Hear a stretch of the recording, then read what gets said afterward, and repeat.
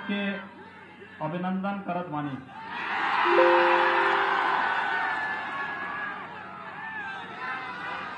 Bharatiya Janata party के प्रत्याशी श्री कौशल कुमार विद्यार्थी जी के समर्थन में आयोजित आज की सभा के अध्यक्ष,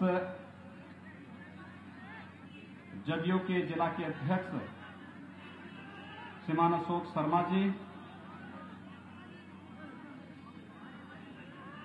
विधान परिषद के सभापति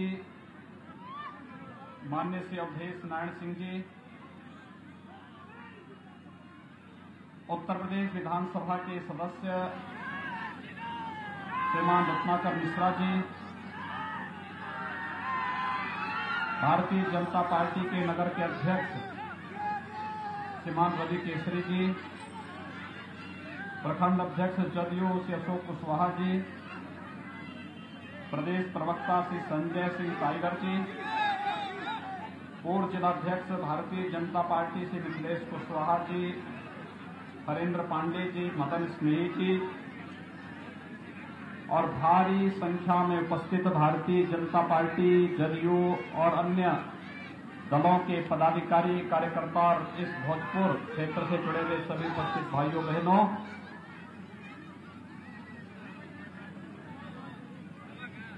वैश्विक महामारी कोरोना के खिलाफ देश की लड़ाई मजबूती के साथ प्रधानमंत्री मोदी जी के नेतृत्व में आगे बढ़ रही है। कल प्रधानमंत्री मोदी जी ने देश के नाम अपना एक संदेश दिया है और ये संदेश हर भारतवासी के लिए बहुत महत्वपूर्ण है। उन्होंने एक बात कही है, जब तक दवाई नहीं तब तक ढिलाई नहीं। यानी जब तक कोरोना की दवा हमारे पास नहीं आ जाती है, उसका कोई वैक्सीन हमारे पास नहीं आ जाती है, तब तक हमें एक मंत्र का पालन करना है और वह है 2 गज की दूरी, मास्क जरूरी।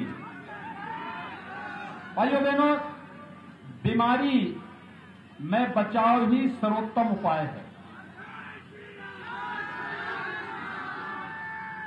और ये बचाव ऐसे ही जैसे इस भोजपुर क्षेत्र के लोगों ने नक्सलवाद से बचाव किया था। ये नक्सलवाद भी तो एक कोरोना ही है, इसका संक्रमण भी बहुत तेज फैलता है, लेकिन आपने बचाव किया तो नक्सलवाद स्वाहा हो गया। ऐसे ही बचाव अगर कोरोना से करेंगे, कोरोना हमेशा के लिए समाप्त होगा। इसलिए आप सबसे अपील कि हम 2 गज की दूरी और मास्क जरूरी के मंत्र का पालन जरूर करें। आपने देखा होगा प्रधानमंत्री मोदी जी के नेतृत्व में पूरे देश के अंदर कोरोना के खिलाफ जो लड़ाई प्रारंभ हुई, उस लड़ाई में लॉकडाउन प्रारंभ करने के साथ ही प्रधानमंत्री मोदी जी ने देश के अंदर गरीब कल्याण पैकेज की घोषणा की। हर गरीब को मुफ्त में राशन उपलब्ध कराने की व्यवस्था की।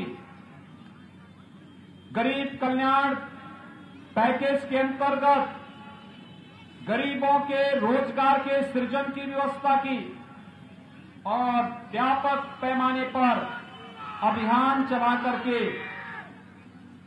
देश के अंदर हर गरीब के लिए, हर किसान के लिए, हर नौजवान के लिए, हर महिला के लिए अलग अलग प्रकार की योजनाओं को आगे बढ़ाने का कार्य किया।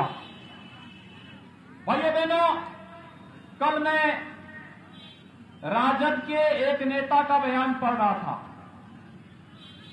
उनके द्वारा जो वक्तव्य दिया जा रहा था, वह वक्तव्य वही था जो इससे पहले 1990 के दशक के प्रारंभ में उनके परिवार के द्वारा दिया गया था। वही झूठे नारे, वही कोरी घोषणाएं, हम इतने लाख लोगों को रोजगार देंगे, इतने लाख लोगों को नौकरी देंगे। 15 वर्षों तक बिहार में शासन करने का अवसर जब मिला था, उस समय न बिहार में नौकरी दी गई, न घर दिया गया, न यहां पे विद्युत कनेक्शन दिए गए, न रसोई गैस के कनेक्शन दिए गए, कि न किसानों के हितों के लिए कदम उठाया गया, न नौजवानों के हितों के लिए कदम उठाया गया, न महिलाओं की सुरक्षा के लिए कोई व्यवस्था की गई, बल्कि गरीबों का तो राशन खा ही गए, पशुओं के चारे को भी चट कर गए। और भाइयों बहनों, चले पशुओं के चारे को ही चट कर जाए तो उन लोगों से क्या उम्मीद करते हैं? ये नक्सलवाद उन्हीं लोगों की देन थी और उन्हीं लोगों ने आज फिर से इस पूरे क्षेत्र को नक्सलवाद की चपेट में लाने की कुत्सित चेष्टाएं की जा रही हैं और उसके प्रति आपको जागरूक करने के लिए मैं आज उत्तर प्रदेश से विशेष रूप से आया हूं। याद करिए, इसी बिहार की धरती पर, इसी बिहार की धरती पर एक ऋषि ने चिंतन किया था और उस कालखंड के सबसे बड़े आतंक का सफाया करने का जो चिंतन किया था, गादी तनय मन चिंता व्यापी, हर बिनु मरहि न निश्चर पापी। इसी बिहार की धरती पर महर्षि विश्वामित्र ने यह संकल्प लिया था और तब अयोध्या के दो राजकुमार भगवान राम और भगवान कृष्ण, भगवान राम और उनके अनुज लक्ष्मण के रूप में आए थे। ताड़का, मारीच और सुबाहु, यानी ताड़का और सुबाहु को मार करके और मारीच को कई योजन दूर फेंक करके उन्होंने आतंक का सफाया इस धरती से प्रारंभ किया था। और मैं आप सबसे यही अपील करने के लिए आया हूं, बिहार की धरती तो ज्ञान की धरती है। पूरे देश और दुनिया को ज्ञान बांटने वाली बिहार की धरती। नक्सलवाद के लिए यहां कोई जगह नहीं होनी चाहिए, अराजकता के लिए कोई जगह नहीं होनी चाहिए, भ्रष्टाचार के लिए कोई जगह नहीं होनी चाहिए। और यही आह्वान करने के लिए आज मैं आपके बीच में आया हूं कि जिन्हें कांग्रेस हो या राजद, इन्हें पूरे बिहार के अंदर और देश के अंदर शासन करने का भरपूर अवसर मिला था, लेकिन भाइयों बहनों, इन्होंने, यही अंतर है भारतीय जनता पार्टी और सहयोगी दलों में और कांग्रेस और उसके सहयोगी दलों में अंतर यही है, उनके लिए परिवार ही पार्टी है और पार्टी ही देश है, और हमारे लिए यह देश ही परिवार है। तेरा वैभव अमर रहे मां, हम दिन चार रहे न रहे, यह संकल्प भारतीय जनता पार्टी और सहयोगी दलों का है, लेकिन कांग्रेस और उसके सहयोगी दलों का संकल्प है कि मेरा वैभव अमर रहे मां, तुम दिन चार रहो न रहो। एक नकारात्मक सोच। याद करिए, जब 2014 में प्रधानमंत्री के रूप में मोदी जी देश के अंदर आए थे, पिछले 6 वर्षों के दौरान जितना कार्य प्रधानमंत्री मोदी जी के नेतृत्व में हुआ, आपने देखा होगा प्रधानमंत्री मोदी जी के नेतृत्व में किस प्रकार से कार्य होने प्रारंभ हुए। देश की तस्वीर और देश की तकदीर बदलती हुई दिखाई दी।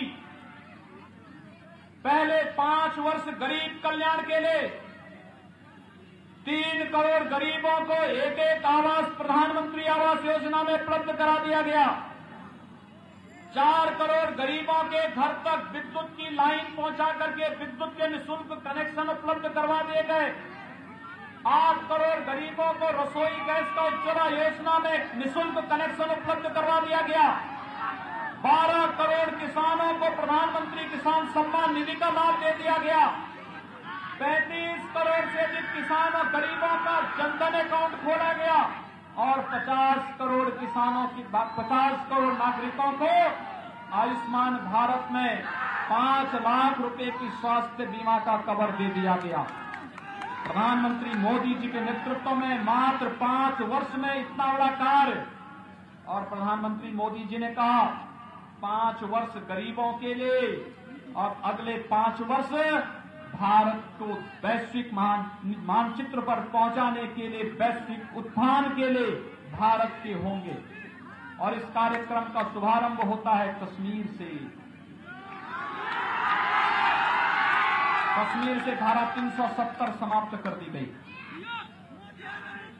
कब से भारतीय जनता पार्टी का कार्यकर्ता एक ही नारा लगाता था, एक देश में 2 प्रधान, 2 निशान और 2 विधान नहीं चलेंगे, नहीं चलेंगे। नारा भारतीय जनता पार्टी का भारत के प्रत्येक नागरिक का हुआ करता था। लेकिन उस संकल्प को साकार करने का कार्य किया तो प्रधानमंत्री मोदी जी ने और गृह मंत्री अमित शाह जी ने। आज कश्मीर में धारा 370 समाप्त। अगर भोजपुर का भी कोई नौजवान कश्मीर के अंदर जमीन और मकान खरीदना चाहता है तो जाकर के वहां जाकर के बस सकता है, कोई संकोच नहीं। कांग्रेस ने बैन किया था कि कश्मीर में कोई बिहार का व्यक्ति मकान नहीं ले सकता, जमीन नहीं ले सकता। मोदी जी ने अब लाइसेंस दे दिया, कोई भी भारतवासी कहीं भी जाकर के बस सकता है, उसके कोई रोक टोक नहीं होगी। आज कश्मीर में पाकिस्तान प्रस्त आतंकवाद हमारे नागरिकों को और जवानों को निशाना नहीं बना सकता से मालूम है। इससे पहले कि उसकी कुत्सित मंशा किसी नागरिक और किसी जवान को निशाना बनाएगी, भारत के बहादुर जवान उसका काम तमाम कर देंगे। पाकिस्तान के प्रधानमंत्री भीगी बिल्ली बनकर के दुनिया के अंदर भाग रहे हैं। उन्हें इस बात का भय है कि अगर कहीं पाकिस्तान प्रस्त आतंकवादियों ने भारत के अंदर कहीं कोई जुर्रत की तो फिर भारत के बहादुर जवान पाकिस्तान के अंदर घुस करके एक नया सर्जिकल स्ट्राइक की घटना का बढ़ाने का कार्य करेंगे। ये है भारत का शौर्य, ये है भारत का पराक्रम। ये कार्य कौन कर रहा है?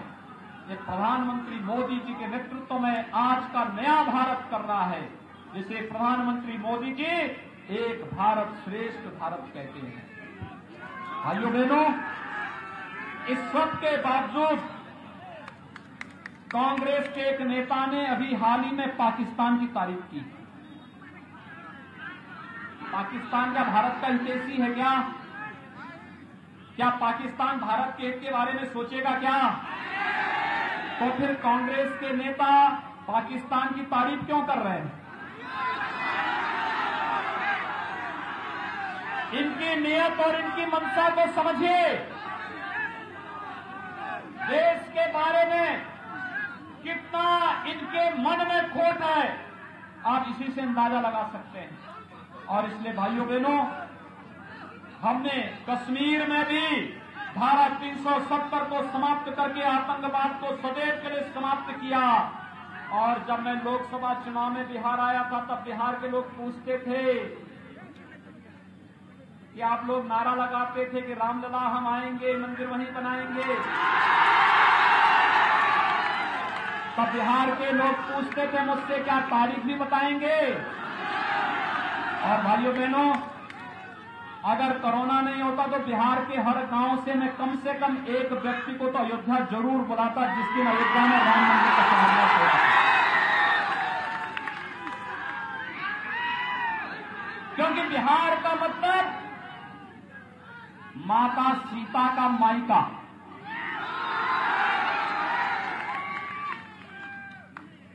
और इसीलिए मेरी इच्छा थी, हार्दिक इच्छा थी कि 492 वर्षों के बाद जो अवसर प्राप्त हो रहा है, अयोध्या में भगवान राम के भव्य मंदिर के निर्माण का मार्ग मोदी जी के कारण प्रशस्त हुआ है। जब प्रधानमंत्री मोदी जी इस कार्यक्रम का शुभारंभ करेंगे तब देश और दुनिया यहां पर मौजूद रहे, लेकिन इस कोरोना वायरस के कारण कार्यक्रम बहुत संक्षिप्त करना पड़ा था। लेकिन भाइयों बहनों, आपने पूरा कार्यक्रम लाइव देखा होगा। कितना भव्य कार्यक्रम था, कितना दिव्य कार्यक्रम था।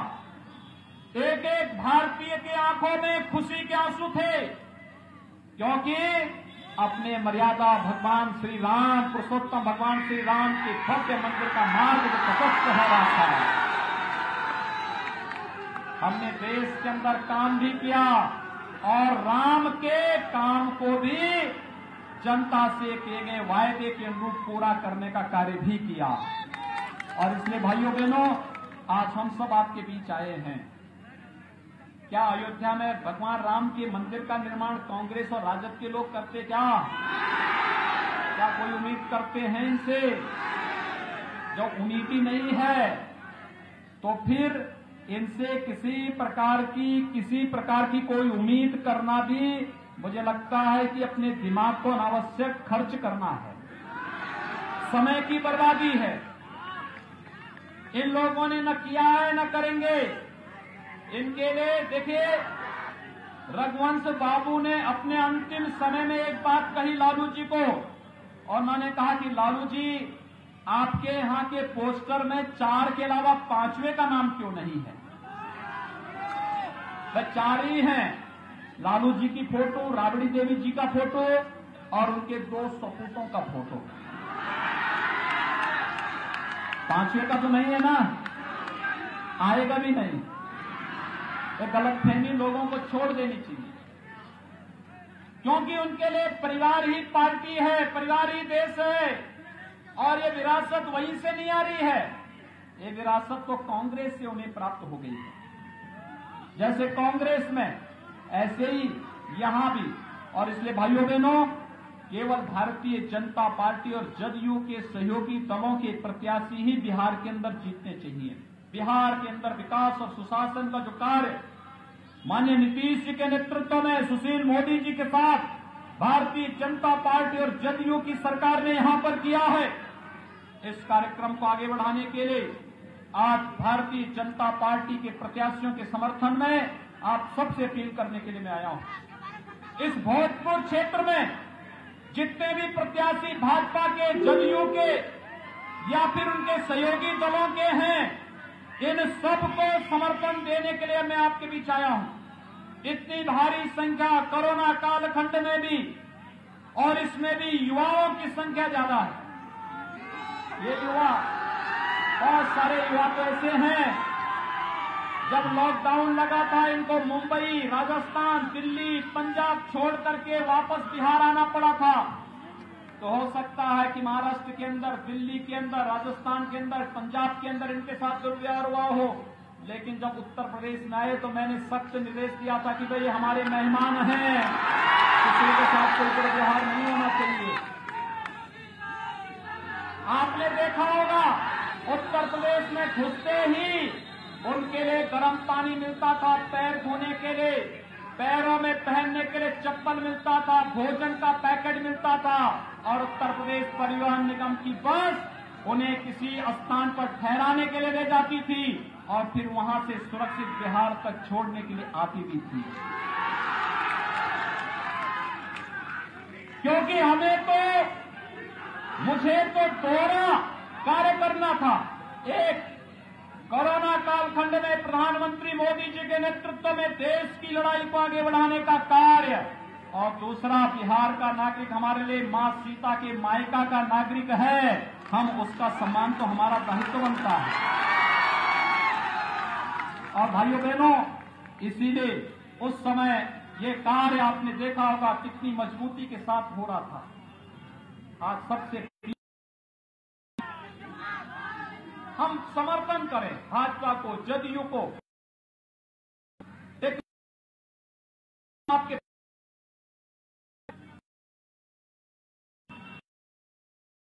को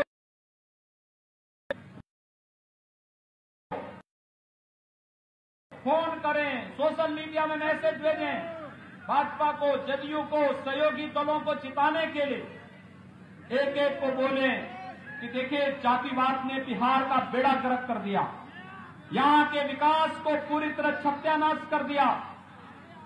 विकास और सुशासन को जो मॉडल नीतीश कुमार जी के नेतृत्व में बिहार के अंदर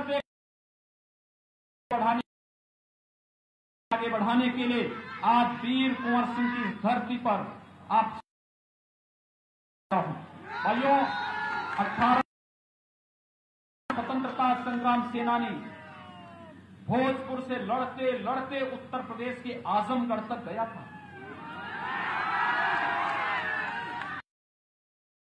में भी जवानी थी इनके अंदर, अंग्रेजों के छक्के छुड़ा दिए थे महान स्वतंत्रता संग्राम सेनानी ने।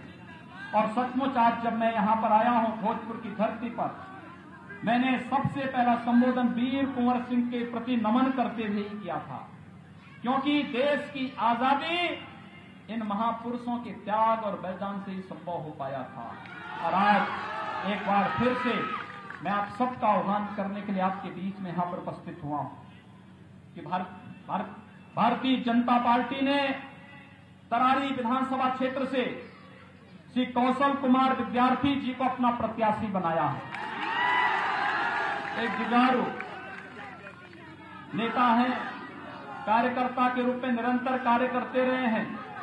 आज पार्टी ने उन्हें विधानसभा में भेजने के लिए आप सबका आह्वान किया है। और भाइयों बहनों, बगल में जगदीशपुर विधानसभा क्षेत्र से एनडीए के प्रत्याशी, जदयू की प्रत्याशी सुषमलता कुशवाहा जी हैं। तीर निशान से वे वहां से चुनाव लड़ रही है। मेरी आप सबसे अपील है, भारतीय जनता पार्टी का चुनाव चिन्ह कमल का फूल और जदयू का चुनाव चिन्ह तीर निशान। जहां भी ये प्रत्याशी चुनाव लड़ रहे हों, इन सबको भारी मतों से चुनाव जिता करके आप विधानसभा में भेजें, यही अपील करते हुए मैं वाणी को देता हूं विराम। जय जय श्री राम, जय जय श्री राम, जय जय श्री राम।